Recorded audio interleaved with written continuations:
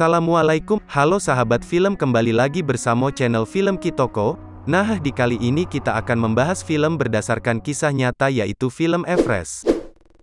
Pada tahun 1953, Edmund Hillary dan Tenzing Norgay menjadi pendaki pertama yang mencapai puncak Gunung Everest. Sejak saat itu, tahun 1996 mulai banyak tim-tim ekspedisi saling bersaing untuk mencapai puncak Everest. Di scene pertama kita diperlihatkan oleh sekelompok pendaki sedang mempersiapkan peralatan mereka untuk menuju Camp 4. Jalur pendakian menuju Camp 4 sangat terjal dan mereka harus memakai tali pengaman untuk melakukan pendakian. Mau tahu kelanjutan filmnya? Langsung saja kita menuju alur cerita filmnya. Sebelum itu, jika kalian suka dengan channel ini, jangan lupa untuk like, subscribe, dan komen. Oke, kita kembali ke 6 minggu sebelum pendakian. Mereka lagi mempersiapkan peralatan pendakian mereka. Ini adalah Rob yang menjadi pemandu pendaki tim mereka. Sebelum pesawat lepas landas, Rob memberikan salam perpisahan dengan istrinya. Tanggal 30 Maret tahun 1996, di Bandara Kathmandu, Nepal, tim pendakian Adventure Consultants berkumpul dengan anggotanya, yaitu Beck Weathers, Doug Hansen, dan John Cracker. Di sini mereka saling berkenalan. Doug Hansen merupakan seorang pengantar surat dan tukang kayu, sedangkan John adalah seorang peneliti. Di sebuah kafe, Rob memberikan arahan dan pencerahan tentang Gunung Everest ke tim pendakiannya. Rob memperkenalkan pada krunya, dan mereka berencana mendaki puncak tanggal 10 Maret tahun 1996.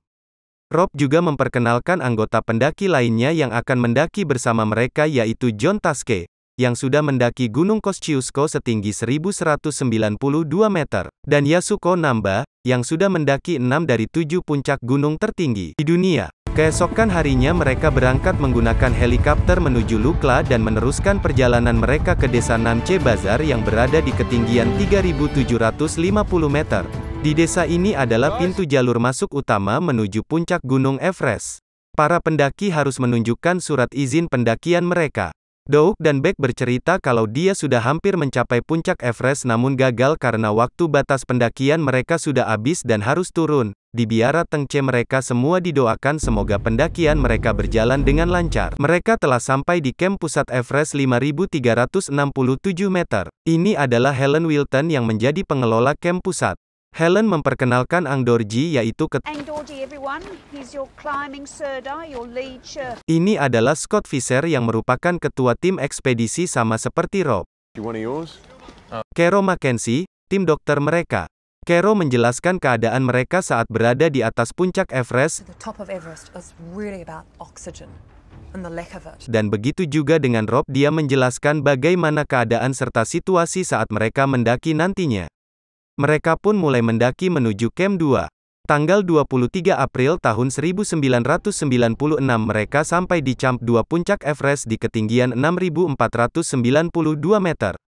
Tanggal 25 April Beck menelpon istrinya untuk mengucapkan hari jadi mereka dan bercakap-cakap banyaklah karena Beck ini seorang yang romantik, hehehe. Happy anniversary. Okay. Malam harinya mereka bergembira bergoyang sambil diiringi musik santuy dalam tenda mereka. Besoknya mereka mulai mendaki dan sekarang berada di jalur pendakian Lodge Face 7.132 meter. Beck tidak mampu melanjuti pendakian dan mereka harus putar balik turun kembali ke camp pusat. Saat menyeberangi jembatan gantung tiba-tiba terjadi longsor dan Beck hampir terjatuh ke dalam jurang yang dalam. Rob pun segera membantunya. Di camp perkemahan, Rob dan tim ekspedisi Scott melakukan diskusi dan terjadi perdebatan antara mereka. Rob pun berkunjung ke tenda tim Scott. Rob mengajak Scott untuk menggabungkan tim mereka dan mendaki bersama, dan Scott pun menyetujuinya. Keesokan harinya tim ekspedisi Rob dan Scott kembali lagi berdebat soal siapa yang akan menjadi pemimpin tim gabungan mereka. Tanggal 5 Mei mereka melakukan foto bersama sebelum pendakian. Malam harinya pun, Mereka bercerita tentang keluarga mereka masing-masing. Jan doesn't mind you being here. Hal seperti inilah yang paling saya sukai saat mendaki puncak gunung, karena saya juga hobi berpetualangan dan mendaki. Keesokan harinya Rob menelpon istrinya, dan memberitahu kalau timnya akan mendaki puncak Everest tanggal 10 Mei. Sebelum pendakian mereka melakukan upacara pemberkatan puja untuk para pendaki Everest. Seperti biasa, biasakan berdoa dan meminta izin dulu sebelum melakukan pendakian kepada leluhur. Dan pendakian mereka pun dimulai.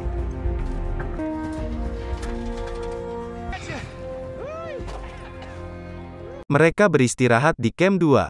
Rob menelpon Guy yang berada di Gunung Pumawori 12,5 km sebelah barat Everest, yang merupakan Camp 1 di puncak Everest dan menanyakan keadaan di atas sana.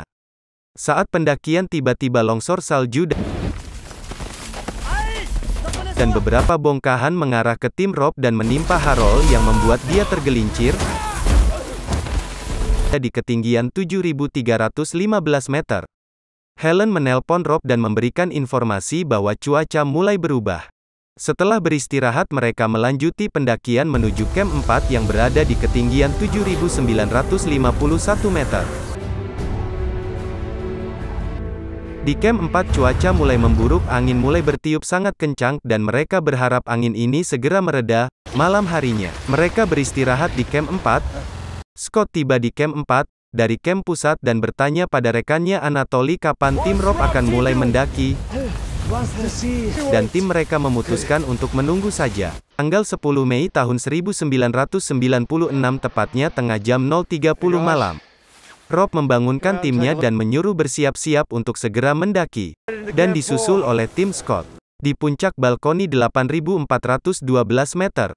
Jam 4.30 pagi, kondisi Beck mulai bermasalah dan penglihatannya mulai buram.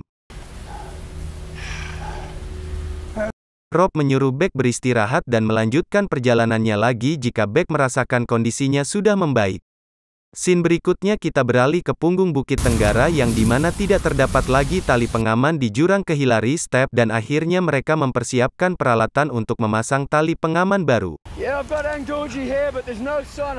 Doc mulai kelelahan dan Rob pun menyemangatinya.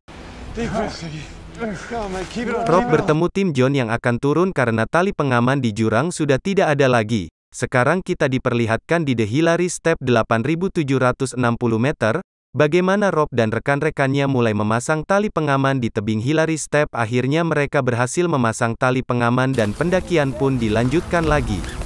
Tepat pukul 1.14 siang akhirnya Rob dan anggotanya sampai di puncak tertinggi di dunia yaitu puncak Everest. Rob pun memberikan selamat ke Yasuko atas keberhasilannya mencapai 7 puncak.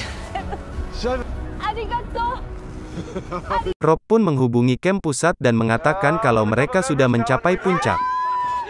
Namun Doug masih di tebing Hillary Step dan terus menuju puncak Everest seorangan diri. Waktu sudah menunjukkan pukul 3:05 siang, Rob memberhentikan Doug namun Doug tetap memaksa untuk mencapai puncak dan akhirnya Rob mengiringinya.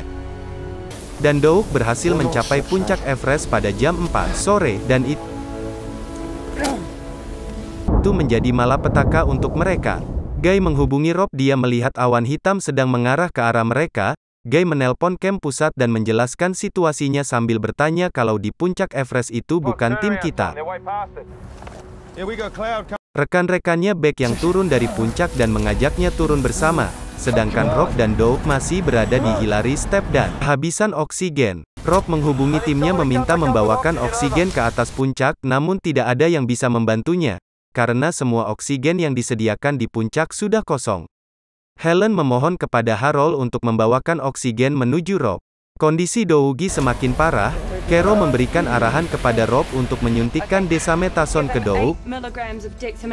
Guy menyarankan dia turun sendiri namun Rob menolak dan tetap ingin bersama Doug. Scott pun mulai kelelahan dan tidak sanggup lagi untuk berjalan. Dia menyuruh Lobsang turun dan menyuruh Anatoly membawa tabung oksigen ke atas. Sedangkan Rob terus berusaha menurunkan Dougie. Sementara di camp pusat badai sudah sampai. Di puncak, Rob mulai panik melihat badai besar datang menghampiri dirinya. Akhirnya Rob memutuskan untuk ke puncak selatan mengambil tabung oksigen untuknya dan menyuruh Doug untuk menunggu, namun Doug tidak mendengarkan Rob, dia melepaskan tali pengamannya dan akhirnya terjatuh ke dalam jurang. Sementara itu rekannya yang lain dikarenakan badai yang sangat kencang, mereka tersesat dan tergelincir. Guy terus memanggil Rob namun tidak ada panggilan. Akhirnya Harold sampai di tempat Rob membawakan oksigen untuk dia. Kondisi Beck, Yashiko dan teman-temannya sangat buruk, nyaris tidak mampu lagi untuk berjalan. Dan Anatoly beserta dua temannya sampai ke camp 4 dan meminta John untuk menjemput yang lainnya. Akhirnya mereka ditemukan oleh Anatoly, sedangkan di puncak kondisi Harold dan Rob mulai memburuk. Pukul 4.30 pagi, istri Rob menelpon Helen dan Helen menjelaskan situasinya. Di camp pusat, Guy dan tim yang lainnya mempersiapkan diri mereka untuk menyusul Rob dan rekan-rekan mereka di puncak setelah fajar tiba. Scene beralih di tempat Rob dan Harold berada. Harold merasakan badannya panas dan dia terjatuh akibat tersapu oleh angin yang kencang. Di tempat Beck berada, Yashiko sudah mati membeku dan Beck ditinggalkan oleh Anatoly karena sudah dikiranya mati membeku. Karena kondisi Beck yang sudah lemah, dia tidak mampu lagi untuk berteriak. Di camp pusat, Guy terus menghubungi Rob namun tidak ada jawaban sama sekali. Tiba-tiba Rob menghubungi camp pusat dan menjelaskan kondisinya. Guy terus memintanya untuk turun dari puncak. Karena tidak ada jawaban dari Rob, akhirnya mereka menghubungi istrinya Rob untuk memberikan motivasi semangat buat Rob untuk terus berjalan dan turun dari puncak tertinggi di dunia itu.